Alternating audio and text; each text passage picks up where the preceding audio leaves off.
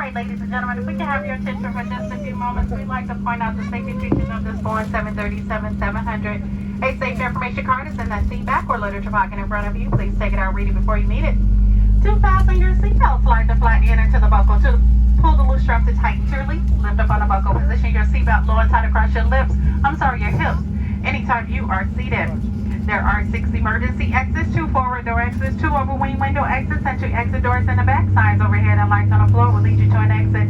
If an evacuation is necessary, follow flight attendant commands and leave everything. And in the event of a wide evacuation, use the life vest under your seat. Remove the vest only if told to do so. Pull the red strap to open the container and remove the pouch. Remove the vest from the pouch as shown on the safety information card. Place the vest over your head, wrap that strap around that waist, buckle it in the front, and pull to tighten.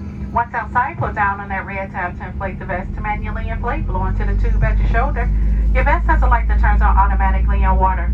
That light is for CNN or the sharks. Go figure. Please refer to the safety information card for use of a life vest on an infant.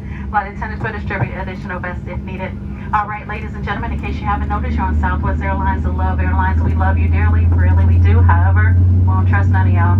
So we're coming through to make sure those seatbelts are securely fastened. Your seat backs and tray tables are in a full upright and locked position. All those carrying items are completely underneath that seat in front of you, leaving that air around your feet completely clear. Smokers are on. This is not the time, day, nor flight. Don't be naughty in our potty. Federal law prohibits tampering with, disabling, or destroying any smoke detector in the aircraft lavatory. Federal Aviation Administration also advises passengers to comply with all lighted signs, placards, and crew member instructions, including information on seatbelts and smoking. E-cigarettes are not allowed. And if you're that special passenger that decided to bring in your personal alcohol or liquor, that's not allowed either.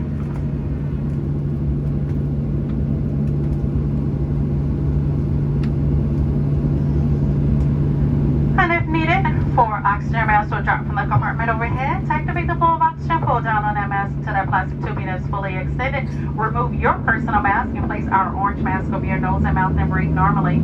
Secure that mask with that elastic strap, and although oxygen would be flowing to the mask, the bag may not inflate. Continue to wear that mask unless otherwise notified by a crew member. And if you're traveling with small children or anyone needing special assistance, please put your mask on first.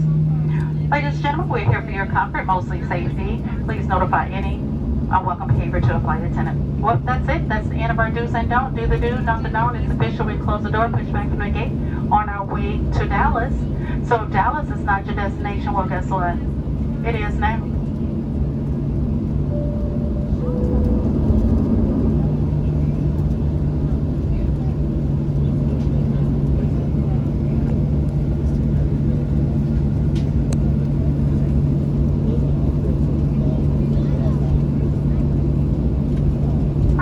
We're going to go ahead and lower the cabin lighting on this aircraft. If you need an additional light, there's a button located above your head with a picture of a light bulb. Also, go ahead and check those seatbelts one more time. Make sure they are snug and tight. We have been clear for departure.